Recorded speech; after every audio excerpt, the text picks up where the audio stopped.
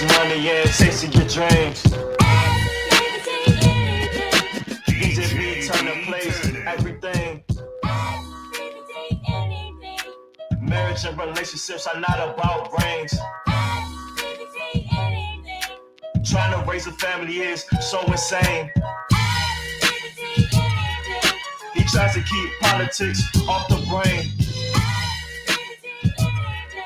but sitting in the questions he might just scream.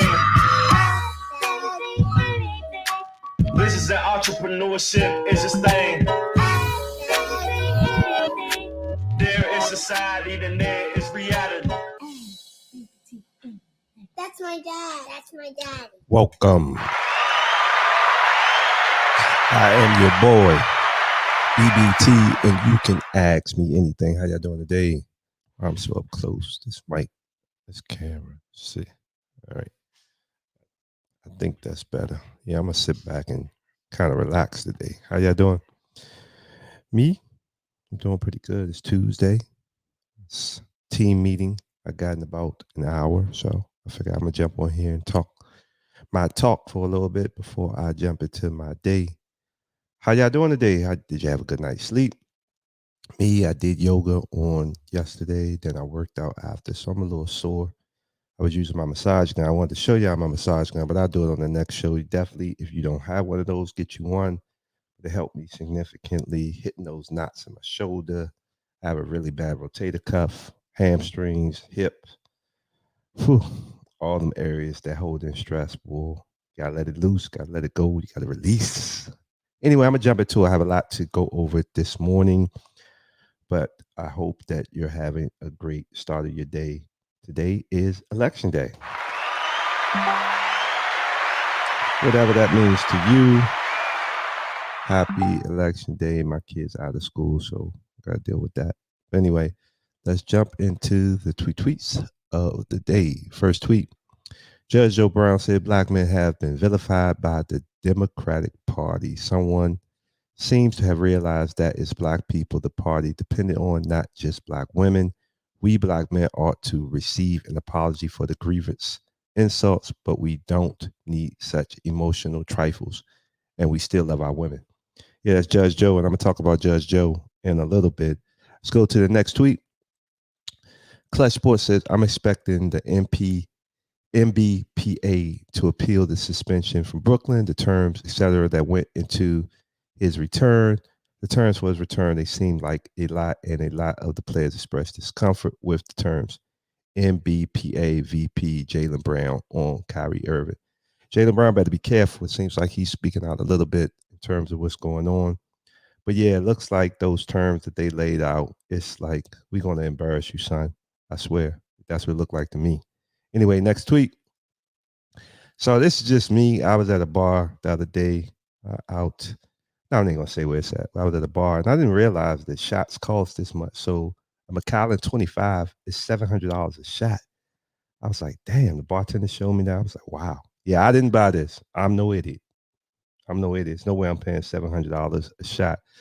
But apparently my buddy told me that a bottle of Macallan 25 is like $2,500. So I don't know. Maybe if I make a little bit of money, I might add that to my stock. But right now, no, it's not happening. Anyway, next tweet. Oh, here's an image I saw. It said NBA stands for Negroes better apologize. Whoa. Next tweet. Bread said, I watched most of the documentary Kyrie Irving is in trouble for, and it just showed me that A, black people can't evoke another way of thinking without being treated like we're threatening a power structure. B, that white people control black people's way of thinking. Yeah, I'm on chapter 10, and I'm actually going to do a show on that next. The chapter that I'm on now is very powerful. I want to share a passage and get your thoughts on it. Anyway, next week. Tachina Arnold, we need the new black media now more than ever. Yes. Next week, Tariq Nasheed in final push for votes, both parties court black men, of course. But show me the money. I got to do that on my thing. Show me the money. Love that. Okay, next and final tweets. Tiffany said Elon Musk should ban Joe Biden for impersonating a competent president.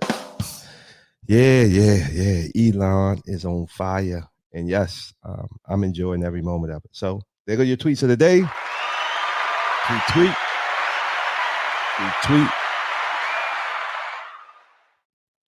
Tweet. So I want to jump right into sharing my screen. This is the author of He Grows to Negroes. He wrote this on November 6, 2022. And please, if this is not legit, let me know, but I believe it is from the sources I pulled it from. So anyway, I'm gonna read it verbatim. Press statement. I vehemently reject and condemn any force of prejudice or hatred towards any person, regardless of their race, religion, ethnicity, lineage, ancestry, or sex, as well as violence, racism, bullying, discrimination, Black Jewphobia, and the misuse of the term anti-Semitism. The African diaspora that was sent to the Americans in the Caribbean via the transatlantic slave trade are ethically the Israelites of the Bible from the lineage of Shem. Therefore, myself or anyone today who is a descendant of Shem's 5 sons cannot be anti-Semitic. As a Shemite, I am against any form of anti-Semitism, anti-Shemitism in America or worldwide. Racist scapegoating, as well as unfair tactics that hold communities of color responsible for societal problems, must stop. It is our collective duty to create a society where everyone has the same opportunities, irrespective of their race, religion, ethnicity, or sex. Freedom of speech and freedom of expression should not be seen as an infringement, but unfortunately, based on what we have seen lately in the news, this is a sad reality in America. We definitely have more work to do to fix this. The Israelites are dedicated to collaborating with all groups to make it possible for people from all backgrounds to watch the documentary Hebrews to Negroes Wake Up Black America, just as one might watch the 1977 Roots TV miniseries, which is shown annually every Friday during Black History Month. Yep, I've seen that in school. The mass media relies on promoting exclusivity, stroking fear, and assigning blame to those that go against their narrative. Everyone should be free to approach their past without worrying that they will be singled out, vilified, and bullied.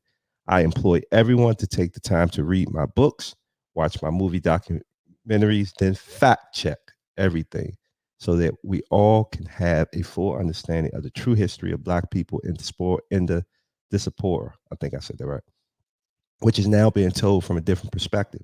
Using the study of history, theology, geography, cartography, biology, craniology, odontology, genetics, linguistics, archaeology, anthropology, and more, I provide the evidence to substantiate that the information in my visual literary work is indeed factual. Hopefully, after all of this is done, we can begin to forge a nation founded on our complete history.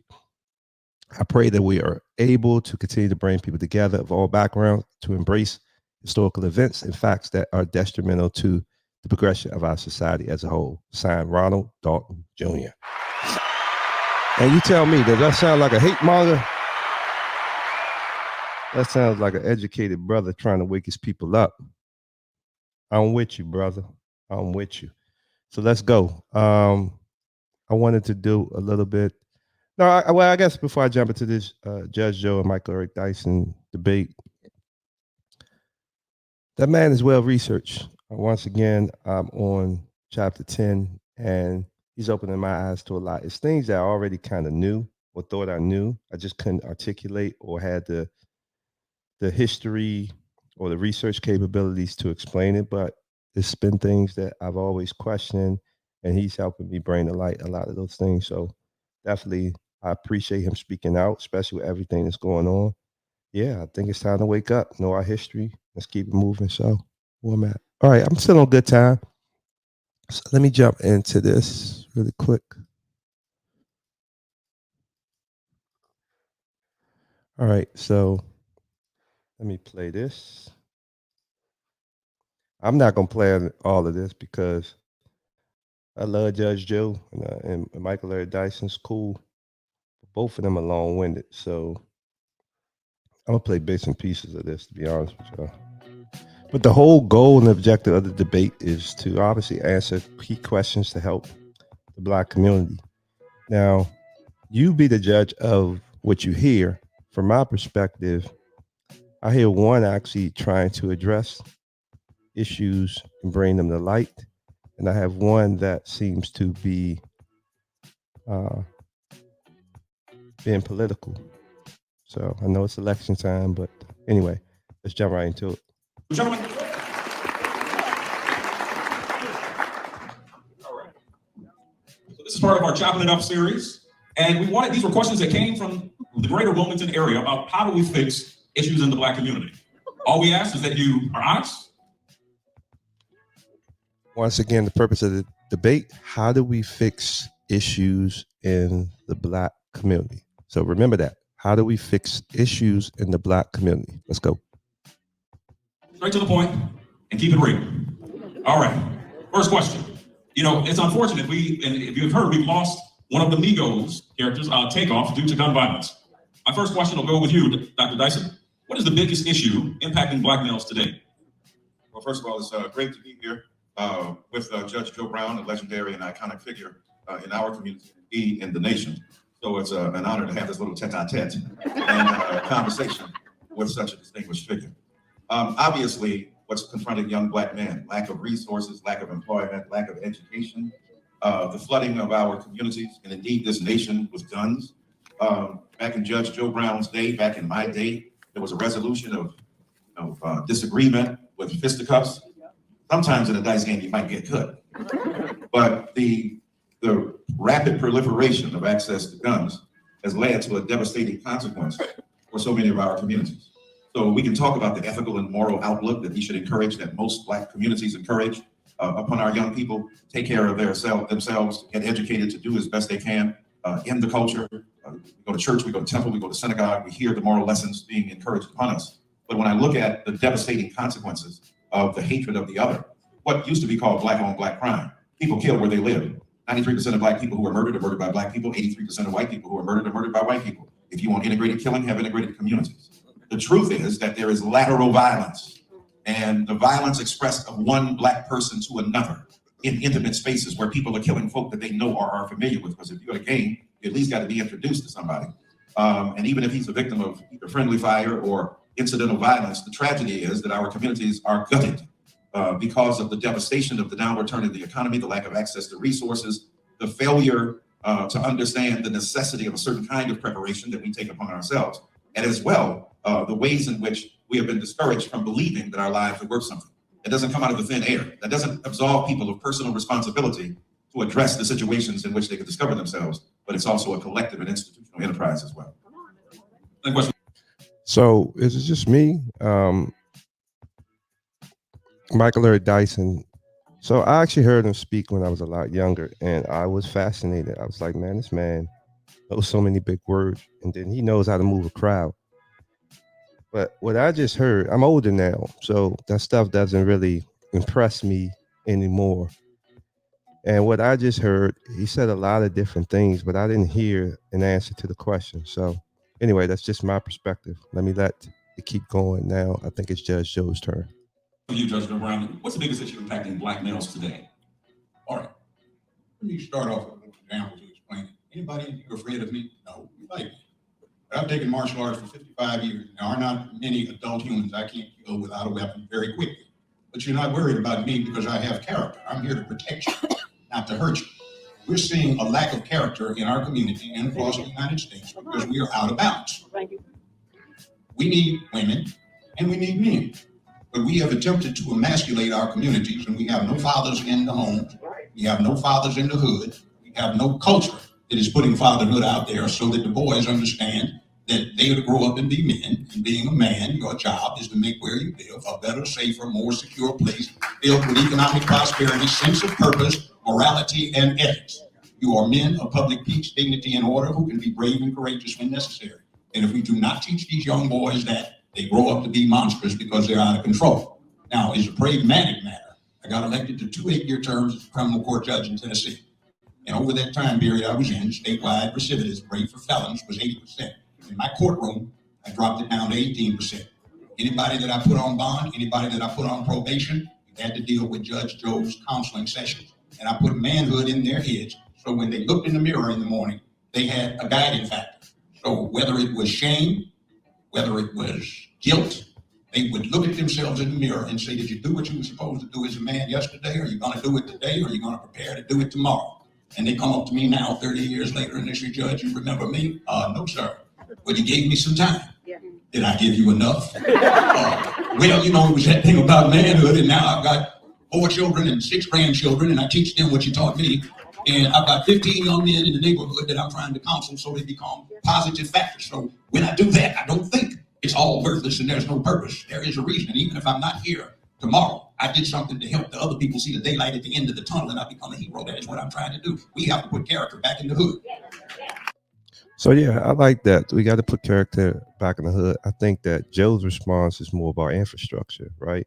If you took the men out of the home and all of the boys are growing up with women, no offense, women, but boys need men. I didn't have a father, but I had a lot of uncles and older cousins. So I got that example. Plus, I was a little bit different. I always watched. And I watched my friends and the relationship they had with their dads. So with all that being said, Judge Joe was talking about infrastructure. We need to bring the men back. We got to really, really embrace the family dynamic.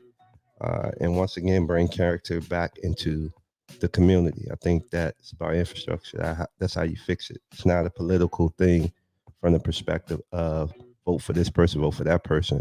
I think it is understanding that family is important. There should be ads talking about family, family, family, family. So you're talking about being a home. That's what's the most important thing. I don't care how much money you make. Having a strong family is everything. So anyway, let this keep going. I passed the mic. All right, Dr. Dyson, this question's for you. Given the political climate today, before now, what efforts have been made individually and collectively by the Biden administration to understand what Black America experiences today?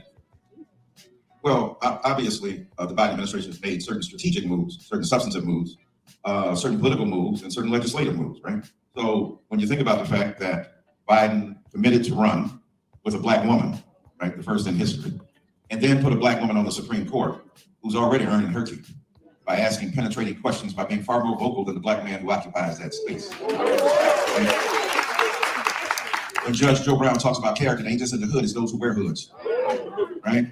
And yeah, really quick, I'm not being biased, but what I don't understand, whether it's Michael Eric Dyson or even when I hear President Joe Biden speak, they always interject a different group of people when we're talking about the issues of one group of people. Let's focus on the one group of people versus the other group. And I get it. Maybe there's things that the other group has or does or whatever, but let's focus on the topic at hand of fixing issues in the Black community. So let them keep going. That's just my 2 cents. Once again, this is my opinion. So I think it's critical that Joe Biden's symbolic in terms of Black women in these critical places are also symbolic gestures, although they have substantive impact, are also accompanied by efforts to redress the economic inequity in the country. So when you see Republicans pushing back on right now the ability of Black people to be able to, as other citizens, enjoy $20,000 of reparation, if you will, for student loans. The right wing is organized against that because it's not explicitly racially based, though it has racial consequence. They are arguing against that because it helps Black people. I definitely don't think relieving college debt is reparations, but that's just my 2 cents. Let's go. Again, who can take a lesson, not only the Negroes, but the right-wing Republicans who refuse to acknowledge the systemic complicity and white supremacist orientation of their entire tradition, trajectory, and history against the betterment of the masses of people, including, by the way, poor and working class white folk, right? So they need character too, all right? Joe Biden, in terms of trying to put forth arguments about distribution of resources in terms of healthcare, trying to extend what has been called Obamacare to protect it. The Supreme Court so far, surprising to many, including Chief Justice Roberts, have protected that particular healthcare mandate that has been translated into legislation that has helped millions of people in our communities. The attempt to even reduce, and the judge and I were speaking about this earlier, the disparity between powder and crack cocaine. We know it was significantly reduced, but it still needs to be reduced. And then the other day, freeing all those people, or insisting that they be freed, who were put in jail for abusing some weed. Now, again, right? We ain't trying to justify folks smoking weed because most of y'all in this room done smoked it. You just ain't get caught, so you go into church and act like the Holy Ghost got you when you barely skated through on that sticky green. So at least I've heard that. I've looked at George. I'm not sure. The thing is that there are strategic deployments of messages to the Black community, of substantive messages to the black community, of substantive politics to the black community? Does there need to be more? Yes. We'll look at what happened with the IRA. The point is that the black farmers were left high and dry, so that Attorney Benjamin Crump is suing in order to get restored to them the reparative monies that were delivered to them, or at least promised to them, I should say, because of the systemic inequities that farmers face. So yeah, there are a patchwork of legislation, of strategic and symbolic gestures. And let's be honest, when the judge speaks about character, he's right. Look at the orange apparition that beclouded the American horizon for 4 years, and that continues to do so. Thank God Elon Musk didn't own Twitter then, because he would be standing up every morning to excrete the feces of his moral depravity into a nation he's turned into a psychic commode. So for me, it is both policy, it is practice, it is behavior, and it is tone that is set as well. Because we open ourselves to a white supremacist demagogue with crypto-fascist impulses and neo-authoritarian impulses needs to be held in check. So even though he's an old white man that folks say is, on the downswing, I disagree with that. He's an old white man doing what he does. We got Judge Joe Brown up here, 75 years old, and as sprightly as anybody up in this room. So I say, I love older people doing their thing. Let's keep this man in office a little bit longer and see what he's gonna do. Yeah. I'm not feeling you, Michael Eric Dyson. I'm sorry. Like I said, when I was a young up-and-coming little pup trying to figure things out, this impressed me. When I hear this now, it disgusts me a little bit, using these big words. And he really knows how to play the crowd. And it's like, come on, dude, answer the question. Stop batting for a political party. Let's really try to address. You're a very smart person. Let's really address the issues going on in our community, in our hood. But instead, it's going to continue to turn into a political rhetoric, and it just doesn't sit well with me. Anyway, let me let it keep going. Your thoughts? Let's put it this way. First off, I was a lifelong Democrat, now I'm independent. I played football in high school in LA at Dorsey High and also at UCLA a long time ago. I remember I detested and despised our quarterback. I hated his guts, but I blocked for him because he delivered the passes that got the touchdowns. They got the championship. All right? You don't have to like somebody to go for it. Now, that said, I detest and despise the current president. 50-some years ago, I was down here in Dover doing research for a DC think tank that I was interning for. I heard a commotion outside, and I went out, and there was John D. Stennis. There was Eastland. There was Faultless. That's the guy that stood in the doorway of Little Rock High School and said those young Negro, Black, Afro-American, African-American Black students, some of whom I have met in life, were not going in there. Erd was there, and they were introducing the new up-and-coming Dixiecrats, and I Dixiecrat. And I saw a young man with a ducktail looking back like he was back in 1950-something. He said some of the most disgusting things I ever heard said about my people in the White House right now. Now, you have to look deeply at what is actually going on. Let's take the forgiveness of the student loan thing. Sounds good, except when you back off any place in the rest of the world that you had a 4-year college degree, you would be firmly in the middle class. In the United States of America, the Labor Department has said the middle class makes just one person $125,000 a year, and that is the cutoff point for any relief under this thing with the student loan. I swear I want to do a show on middle class. I've had my theories. I've read theories for years about middle class is a myth. And I like what Joe is talking about, Judge Joe is talking about right now, as far as, yeah, you can relieve the debt, but people don't even make enough to live in our country.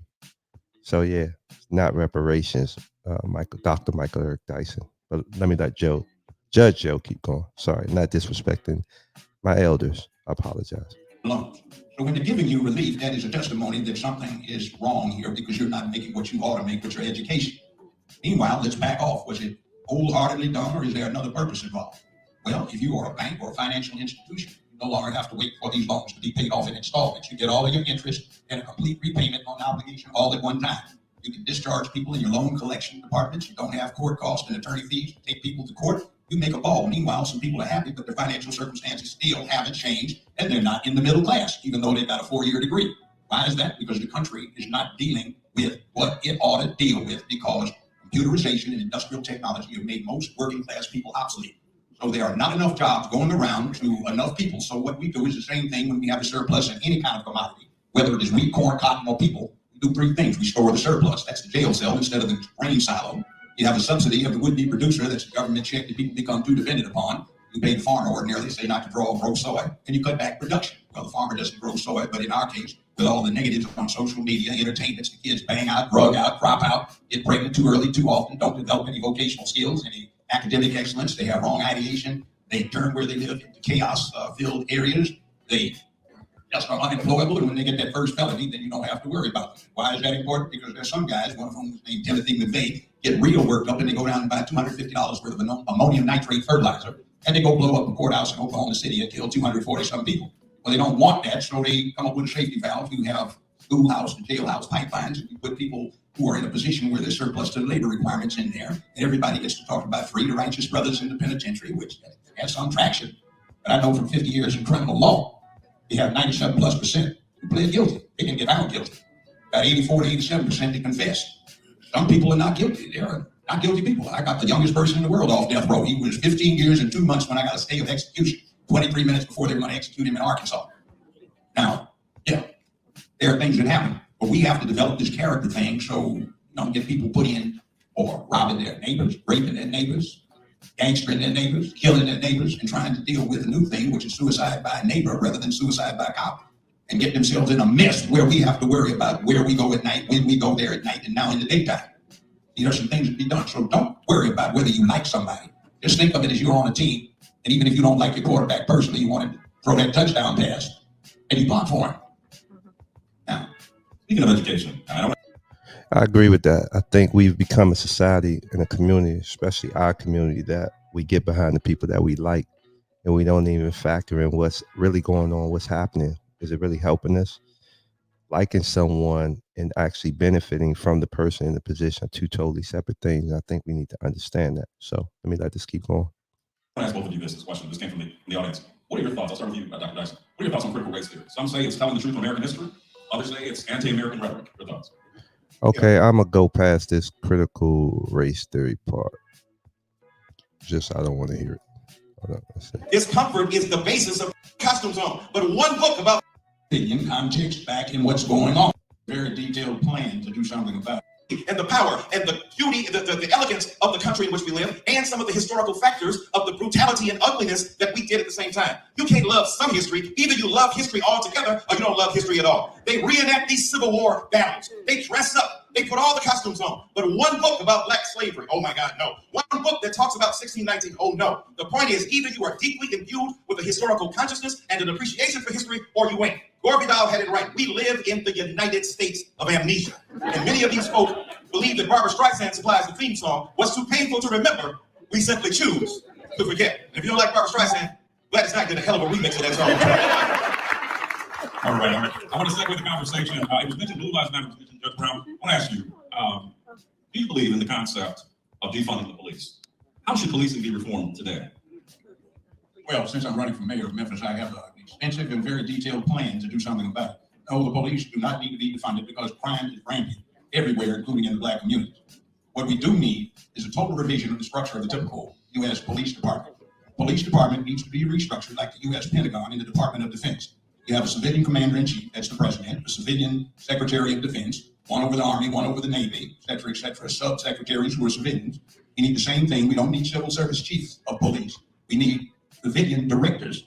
We need sub-directors over homicide, uniform patrol, sex crimes, property crimes, traffic, etc. We need direct communications input by the citizenry. You have a thing that you can see, a good operation down in Detroit called Dads in Schools. Yeah. And we need the same thing where we get the people in the community who are allowed to participate and go out in patrols regulated along with the police so they can say, young man, come here, what do you think you're doing? We need to talk with you. And we need to start putting the civilian context back in what's going on. And the other thing is that police, in my experience, have been a one-one reflection of the political realities in the area. If the police don't treat you like anything, your representation is not good. Examine the people that you have chosen to represent you because they're not doing their job. Now, all that being said, we don't need to defund the police. We need to revise what police are about. They are supposed to be protecting and serving us. And then several things you have to take into context in American law. It has been held by the U.S. Supreme Court and the federal appellate courts over and over again. The police have no obligation to protect anyone except those people they actually have in custody. If in the process of stopping criminal activity, they protect you, that's incidental because their primary business is to keep public peace, dignity, and order. So nobody's protecting you. Second Amendment is going out of the window sometimes. Police aren't there for you. So what are you supposed to do? That is a problem, and that's where we are right now. So somehow or another, along this line of thought, we have to say we have to take back our neighborhoods. They belong to us, and we ought to be deeply ashamed that our children have run the parents and the adults out of their own houses. I'm not used to that, and I don't see why you should. Take control of where you live. You run off at the mouth all the time. Why don't you, by the way, go pull the coattail on your pastor? Say, Pastor, what's happened? I haven't heard you preach about sin and its wages in a long time. So let me fast forward a little bit of this. Hold on one second. Candy tastes good, but it rocks the private thug out of me at a party.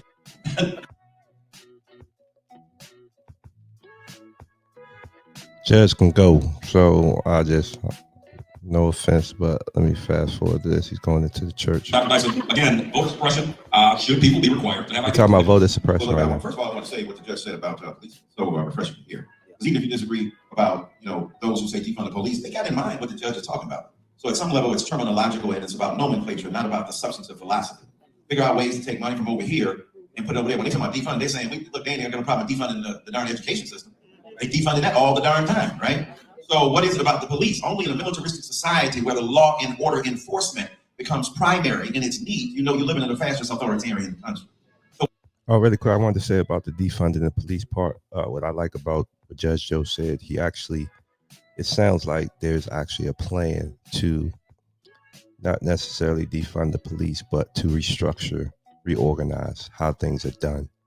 So I appreciated that response. I definitely don't think that defunding the police is the solution or the answer, especially when crime is at the levels that they're at. We definitely need police. I would feel more safe in my community if something goes wrong and I can call the police. I don't want to have to wait through the hour plus when somebody's car was stolen in my neighborhood and we had to wait forever for the cop to come. No, I don't want to defund them.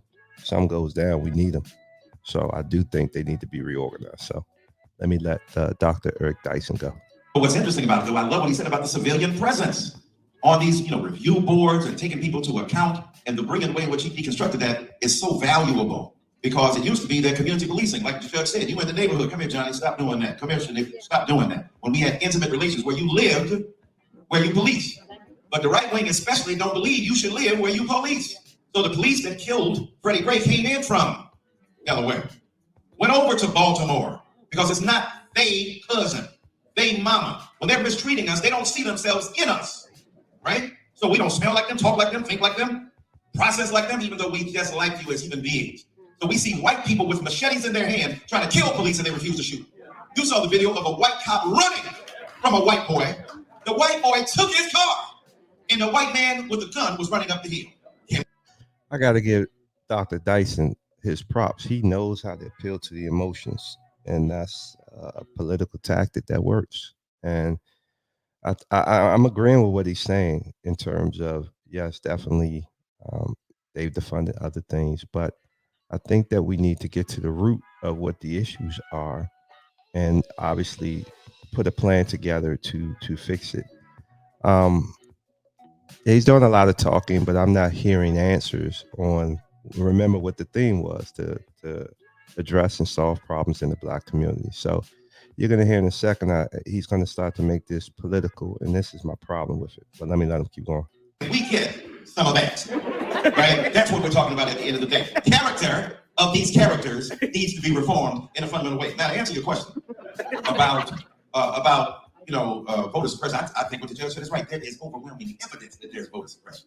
And voter suppression is about local Republican legislators that gerrymander districts, that cut them up and carve them up. Yeah. And when you look at the distribution of Republicans and Democrats, the Republican-controlled state legislatures have changed the landscape of American politics because they're determining who goes to what district, who can get elected, who can be forced in, and who can be forced out.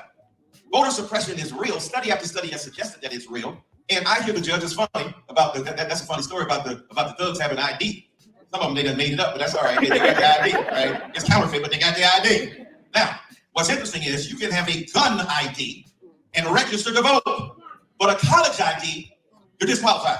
Hold it now. I'm confused. It is a issued ID, right? That allows you. Now, we know it's about federally issued IDs and so on and so forth. A lot of folk can't afford them, believe it or not. A lot of folk can't afford to pay that money. Just because you can afford to pay that money, you would think, oh my God, you can pay $30 and $40. A lot of folk can't do it. So they distribute the necessity for an ID law. Why wasn't it necessary when George Bush #1 got in office, or even George Bush #2? to understand that the right-wing hunter in this country is using every measure and every stratagem possible to reintroduce poll taxes, to reintroduce literacy taxes. In other words, every particular strategy that will deny people access. When the judge talks about what's going on in other countries in terms of getting money, in the $20,000 for giving, first of all, most other countries got free education. You ain't worried about no damn student loan because you ain't got to pay for it in the beginning because your tax dollars already will supplement it. They do that in California, they do it in other places. So how about making education accessible to the masses? How about having a national holiday for voting? Why you got to be taken off from your job because they're not interested in everybody voting? They want fewer and fewer people to vote. The Republicans have admitted that. They've done studies where they've said, we don't want these people necessarily voting. It's too much access. I'm confused. I thought you were about democracy. No, you want your particular ideology to prevail. Study after study has shown the obvious and manifest injustice of the demand for voter ID laws, and the voter ID laws popped up at a certain historical juncture in this country when the right wing seized power. It was all right for Nixon to get elected under that. It was all right for Gerald Ford to get elected under that. It was all right for Ronald Reagan to get elected under that. It was all right for George Bush #1 to get elected under that. In other words, for a whole bunch of Democrats and Republicans. So let's not be hoodwinked and bamboozled by the stratagems of a white wing hunter in this country to undermine democracy. The moment we split citizen from voter, when you're born in this country and you're a legitimate citizen, you ought to have the right to vote. That is the... Okay, I'm going to stop it there. I'm done with this. You can definitely go listen to the debate on YouTube. It's a bunch of different channels that have it. The Great Debate, Judge Joe versus Michael Eric Dyson. You can go and watch the whole thing and have your own perspective and feedback for yourself. My 2 cents on voter suppression, definitely think that you should have an ID to vote. I was actually, like I said, I'm out of the loop on a lot of different things. I didn't even know you can vote without an ID. I mean, there's a reason why there's a process to go through to get your ID. And please, once again, I'm not trying to be political, so don't attack me on this. I just think that you should have an ID to vote. And I see the game on both sides. Obviously, the right don't want as many people voting because obviously, I think they're in the minority, I believe.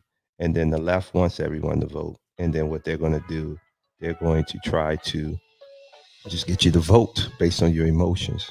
So there's a game being played on both sides. So understand the game. So anyway, I'm going to wrap up, y'all. I'm going to wrap up. Before I do, I'm going to give y'all some visionary moments from BBT because a lot of them actually stems a little bit from this election stuff. So the first one 8 years ago, I said, I'm sorry, let me go backwards. 8 years ago, I said, it sucks that we settle for crap. We need to love ourselves more.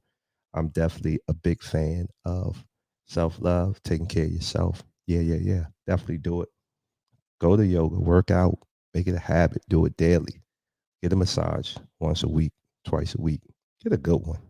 Don't do no massage envy. Anyway, the next revolutionary visionary moment from BBT. 7 years ago, I said, be a control freak, not of others, but of your own life. You see the common thing, love yourself. Next visionary moment from BBT. 6 years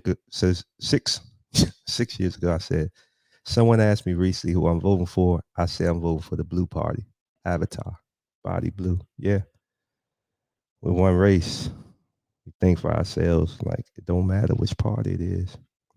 What's in it for me, what's going to help us better as a whole. Next visionary moment. 5 years ago, I said I went to all black public schools up until I got to college. Then I went to HBCU, which is a historically black university, and college and university. I didn't know what diversity was until I was placed in this program during one of my first internships with the government. Anyway, are we doing our kids injustice by not exposing them to different cultures early and often? I remember traveling, going to different events and feeling like a deer in headlights, being around other cultures. All I knew was how to be black, but I eventually figured it out. Yeah, no, definitely with my kids, when they're in diverse situations. The majority of the people that work with me are in other countries. That's the new world now, and it's going to be even greater in the future. So, yeah, we can't be pro anything. Obviously, we got to fix it and address the issues within our respective communities. But we definitely got to understand the importance of everyone because now with the internet, social media, with how things are done, you're going to be dealing with everyone all the time. Next visionary moment. 5 years ago, I was reading a book and it said the new rich are those who abandon the deferred life plan, save and retire after 20, 40 years, and create luxury lifestyles in the present using the currency of the new rich, time and mobility. Remember that, time and mobility. That's the new rich. This is an art and a science we will refer to as lifestyle design. $1 million at the bank isn't the fantasy. The fantasy is the lifestyle of complete freedom it supposedly allows. Please, please digest that. This is big. If you haven't, pick up that book, Tools of Titans. It's very powerful. Next visionary moment.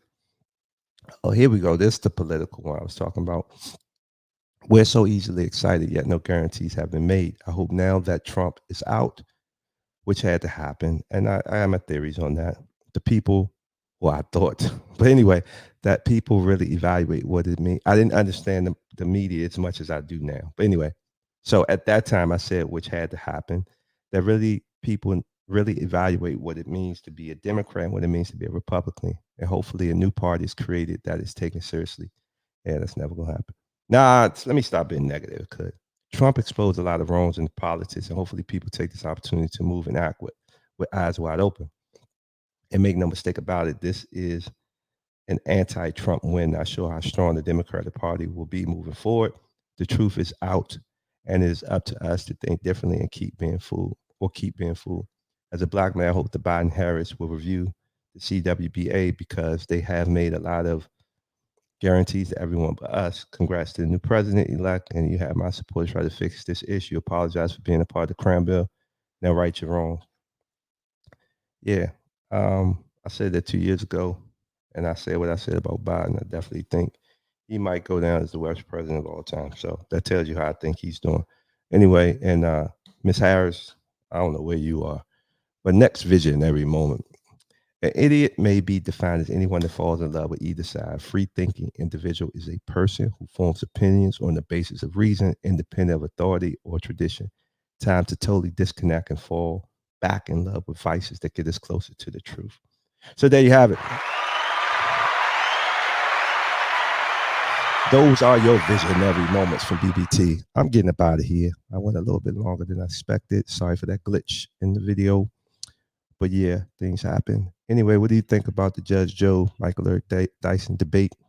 Would love to hear your thoughts. Who won?